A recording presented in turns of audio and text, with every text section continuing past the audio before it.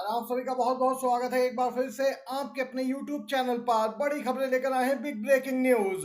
19 अप्रैल को हुआ मतदान, 10 दिन बाद जारी हुए वोटिंग परसेंटेज के आंकड़े। आखिर क्या कुछ है पूरा मामला, आप तक पहुंचाएंगे बिग ब्रेकिंग न्यूज जो सामने निकल के आ रही है। दूसरी तरफ कांग्रेस पार्टी लगातार बीजेपी को घेर रही है। राहुल गांधी की ओर से, मल्लिकार्जुन खड़गे की ओर से आ रहे हैं बड़े बयान। बीजेपी दिख रही है बैकफुट पे। प्रियंका गांधी को लेकर भी ताजा लेटेस्ट अपडेट आप तक पहुंचाएंगे। इसी प्रकार की बड़ी खबरें जानने के लिए बने रहिए साथ में। वहीं अगर आप मानते हैं इस बार के आम चुनाव में जनता परिवर्तन के लिए वोट कर रही है तो एक लाइक वीडियो को जरूर कीजिएगा, कमेंट बॉक्स में जरूर लिखेगा जय हिंद जय भारत। 30 अप्रैल को हुआ मतदान, तो 10 दिन बाद आखिर जारी किए हुए आंकड़े। विपक्ष ने उठाए चुनाव आयोग पर सवाल। जी हां, आपको बताते चलें, फेज 1 के मतदान के 10 दिन से ज्यादा और चरण 2 के मतदान के 4 दिन के बाद इलेक्शन कमीशन ने बीते 30 अप्रैल को 2 दौर का यहां पे मतदान डेटा जारी किया।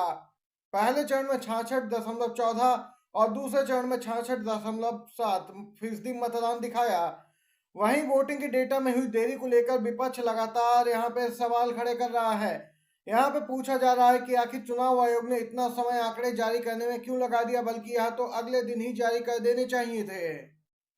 बताते चले, मीडिया रिपोर्ट्स के अनुसार 60% मतदान बताया गया था पहले और दूसरे चरण के बाद, लेकिन अब चुनाव आयोग का जो डेटा आया है उसके अनुसार 66% मतदान हुआ है, जिसके बाद सवाल खड़े हो रहे हैं कि आखिर ये डेटा बढ़ कैसे गया यहाँ पे मतदान प्रतिशत में।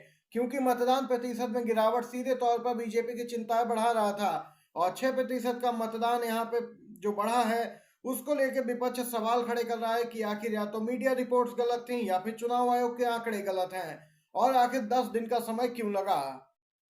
से लेटेस्ट अपडेट निकल के आ रही है, अजमेर में एक बार फिर होगी वोटिंग। बड़ी गड़बड़ी के चलते चुनाव आयोग ने लिया है अहम फैसला। जी हां, राजस्थान में लोकसभा चुनाव 2024 के लिए सभी सीटों पर मतदान 26 अप्रैल को ही समाप्त हो गया। हालांकि यहां की एक सीट ऐसी है जहां 2 मई को दोबारा वोटिंग होगी। यह है अजमेर लोकसभा सीट, जहां निर्वाचन आयोग ने एक बार फिर से मतदान कराने का फैसला लिया। दरअसल बताया जा रहा है कि एक बड़ी गड़बड़ी की वजह से इलेक्शन कमीशन को यहां फिर से पोलिंग करानी पड़ रही है।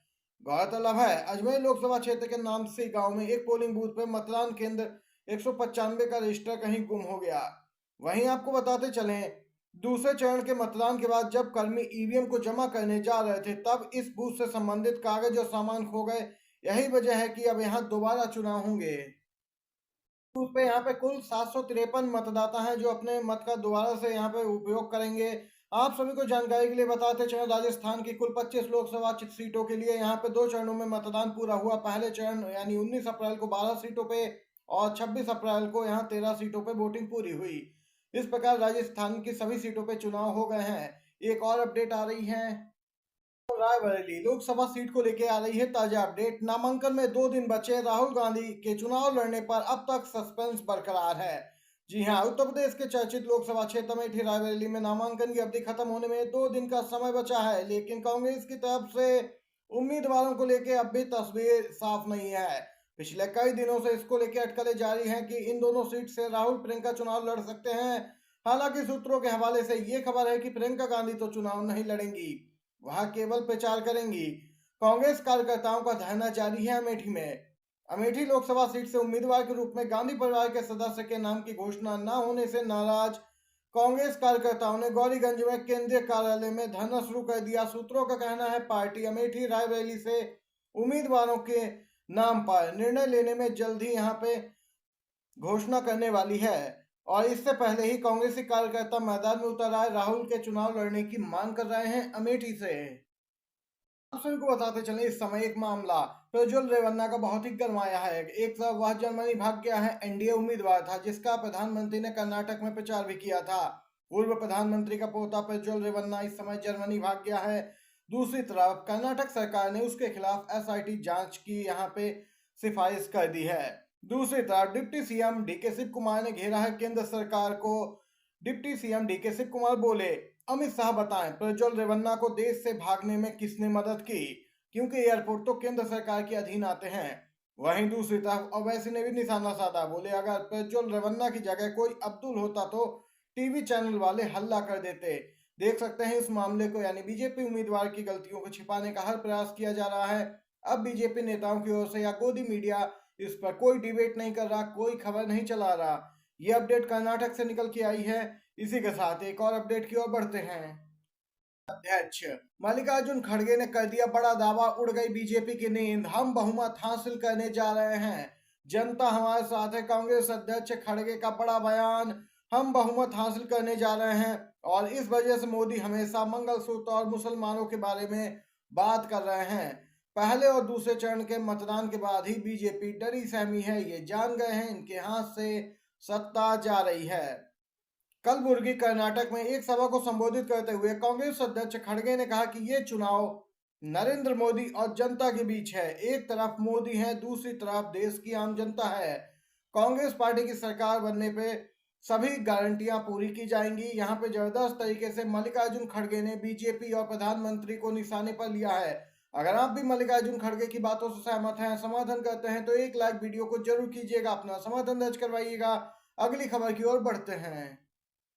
ब्रेकिंग न्यूज निकल के आ रही है। जी हाँ, कलकत्ता हाईकोर्ट के पूर्व जज अभिजीत गांगुली ने यहाँ पर शुभेंदु अधिकारी के भाई के पक्ष में सुनाया था फैसला, कलकत्ता हाईकोर्ट ने रद्द किया। जी हाँ, पूरा मामला आप सभी को बताते चले।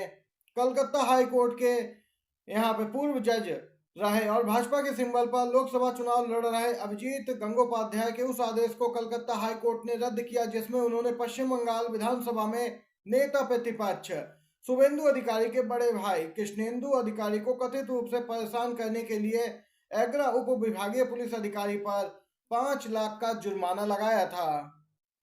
आपको बताते चले, अभिजीत गंगोपाध्याय यहाँ पे बीते मार्च में बीजेपी में शामिल हुए थे और वह शुभेंदु अधिकारी के गृह जिले पूर्वी मिदनापुर के लोकसभा सीट से यहाँ पे भगवा पार्टी के उम्मीदवार हैं।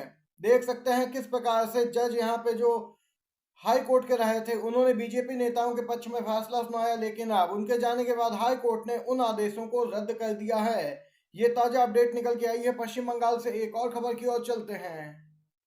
कॉन्फिडेंस को सबसे बड़ी चुनौती मानते हैं बीजेपी के ये पूर्व सीएम। सूरत लोकसभा को लेकर बोले, जो हुआ बहुत बुरा हुआ। जी हाँ, गुजरात के पूर्व मुख्यमंत्री विजय रूपाणी को राजकोट में भाजपा ने अपने प्रत्याशी परसोत्तम रूपाला की मदद के लिए आगे किया। रूपाला अपने कुछ बयानों के चलते संसदीय क्षेत्र में राजपूत समुदाय के गुस्से का सामना भी कर रहे हैं। अचानक साल 2022 में मुख्यमंत्री पद से हटाए गए विजय रूपाणी अब बीजेपी पंजाब के प्रभारी हैं। उन्होंने यहाँ पे बीजेपी के सामने मौजूद कई चुनौतियों पर अपनी राय रखी है। एक समाचार एजेंसी को साक्षात के दौरान उन्होंने कहा कि अति आत्मविश्वास एक बड़ी चुनौती है बीजेपी के सामने। सीएम विजय रूपाणी ने बीजेपी के सामने मौजूद चुनौतियों का जिक्र करते हुए कहा कि मैं अक्सर कहता रहा हूं कि अति आत्मविश्वास एक बड़ी चुनौती है। कार्यकर्ताओं में अति आत्मविश्वास नहीं होना चाहिए, आत्मविश्वास एक हद तक होना जरूरी है। देख सकते हैं बीजेपी के पूर्व सीएम ने ही असलियत बता दी है कि यहाँ पे सिर्फ अति आत्मविश्वास है बीजेपी कार्यकर्ताओं में, जिसके चलते हार की संभावना भी है। ये इस समय की आज की सभी बड़ी खबरें थी, मुख्य समाचार जो आप तक पहुंचाए हैं। पसंद आया हो आपको तो लाइक कीजिएगा, शेयर कीजिएगा। आप सभी का वीडियो देखने के लिए धन्यवाद।